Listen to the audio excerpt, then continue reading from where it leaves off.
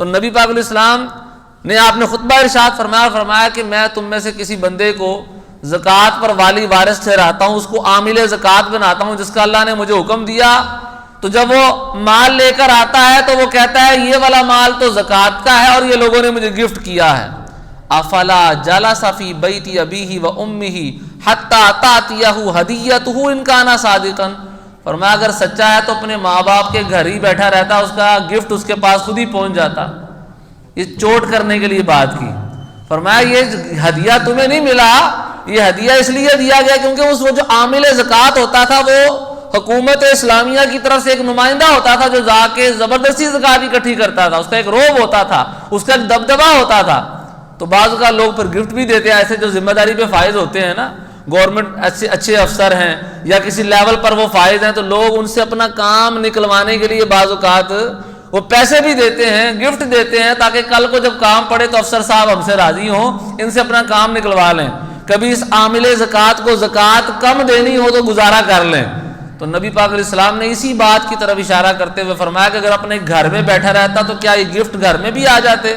ایسا نہیں ہے، واللہ لا یاخذ احد منکم شیئا بغیر حقہ الا لقی اللہ یحملہ یوم القیامہ، فرمایا کہ قسم خدا کی جو بھی تم میں سے ناحق ایسا مال لے گا قیامت والے دن وہ مال لے کر اللہ کی بارگاہ میں حاضر ہوگا، اور قیامت والا دن ہوگا پھر میں ایسے اپنے امتی کو پہچاننے سے انکار کر دوں گا کہ میرا امتی نہیں ہے، یہ تو لوگوں کے مال کھاتا رہا، یہ تو رشوتیں لیتا رہا ہے۔ تو یہ رشوت کی طرف کے معاملے کی طرف اشارہ فرمایا۔ اس میں بہت سارے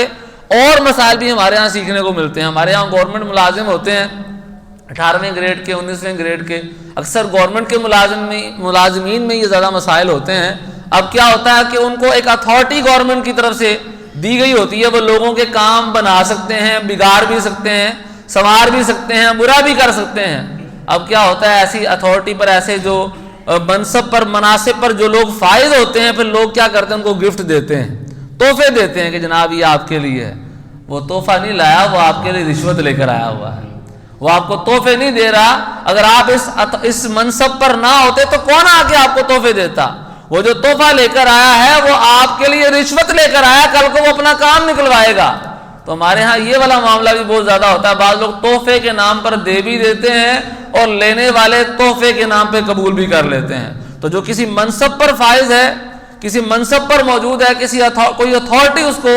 دینی یا دنیاوی کوئی بھی حاصل ہے، اور اس کا ماتحت بندہ جو پہلے کبھی اس کو گفٹ نہیں دیتا تھا اب آ کے اس کو گفٹ دے رہا ہے، تو ایسے بندے کے لیے یہ گفٹ نہیں ہے، یہ تحفہ نہیں ہے، یہ رشوت کا مال ہے۔ یہاں تک کہ فقہا نے لکھا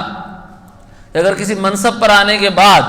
کوئی بندہ دعوت کرنا شروع ہو گیا، کھانے کی دعوت آپ کی کرنا شروع ہو گیا، تو وہ کھانے کی دعوت پہ جانا حرام ہے۔ ہاں عام دعوت ہے جس میں وہ بھی اس کو بھی بلایا اور لوگوں کو بھی بلایا، کوئی خاص دعوت نہیں ہے، پھر قبول کی جا سکتی ہے۔ لیکن اگر خاص دعوت ہے کہ یہ بندہ نہیں آئے گا، فلاں افسر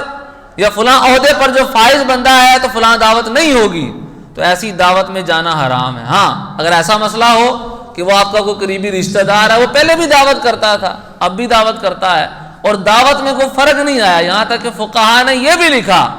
اگر پہلے دعوت میں 2 کھانے بناتا تھا اب 3 بنانا شروع ہو گیا نا، تو دعوت میں جانا حرام ہو جائے گا، کہ وہ اب آپ کو زیادہ پروٹوکول جو دے رہا ہے، زیادہ جو آنر دے رہا ہے، زیادہ جو آپ کو کھلا پلا رہا ہے، وہ اسی وجہ سے کھلا پلا رہا ہے کہ آپ کو ایک منصب عطا ہوا ہے، ایک عہدہ عطا ہوا ہے، کل کو کام نکلوانا ہو تو کام بھی نکلوایا جا سکتا ہے۔ تو نبی پاک علیہ الصلوۃ والسلام نے اس حدیث پاک میں اس بات کی طرف اشارہ فرمایا کہ اگر وہ گھر پہ بیٹھا رہتا تو کہاں اس کو گفٹ آتے؟ یہ گفٹ ملے ہی اس وجہ سے ہے کہ اس کو ایک عہدہ ملا تھا، ایک منصب ملا تھا، اور اس منصب کے پیش نظر جب وہ اپنا ذمہ داری پوری کرنے گیا تو ایک اس کا روب تھا، دبدبہ تھا، لوگوں نے ساتھ زکوٰۃ کا مال بھی دیا، ساتھ میں گفٹ بھی دیا، تو وہ جو گفٹ تھا وہ اس کے عہدے اور منصب کی وجہ سے تھا، لہذا وہ جائز نہیں ہے، وہ حرام ہے، وہ رشوت کے زمرے میں آئے گا۔ تو اس لیے ہمارے وہ لوگ کہ جن کو دینی یا دنیاوی کوئی بھی عہدہ اگر ملتا ہے، کوئی بھی، یہاں تک کہ فقہا نے یہاں تک بھی لکھا کہ جو استاد ہے، ٹیچر ہے، اگر اس کے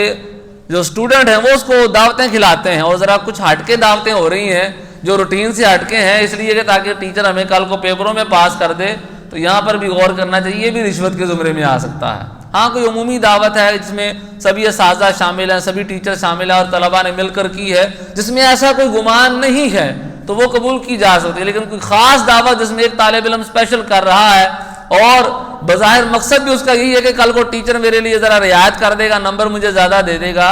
تو ایسی دعوتیں قبول کرنا ناجائز اور گناہ ہے. لہذا جو لوگ کسی نہ کسی منصب پر فائز ہیں تو انہیں اس چیز کا بھی لازمی خیال کرنا چاہیے کہ جو تحفے پہلے نہیں آتے تھے اور اب آنا شروع ہو گئے ہیں, تو وہ تحفے کس زمرے میں آتے ہیں, وہ کس لیول کے تحت آ رہے ہیں, اس پر غور کر کے وہ تحفے قبول کرنے چاہیے. نام تحفہ ہی ہوتا ہے لیکن وہ اصل میں رشوت ہوتی ہے. نام تحفہ ہی ہوتا ہے لیکن وہ لینا حرام ہوتا ہے, وہ محبت کا ذریعہ نہیں ہوتا, وہ بعض اوقات جہنم میں جانے کا ذریعہ بھی بن جاتا ہے. اللہ پاک کی بارگاہ میں دعا ہے کہ جو کچھ سنا اسے یاد رکھ کے عمل کر کے دوسروں تک پہنچانے کی توفیق عطا فرمائے.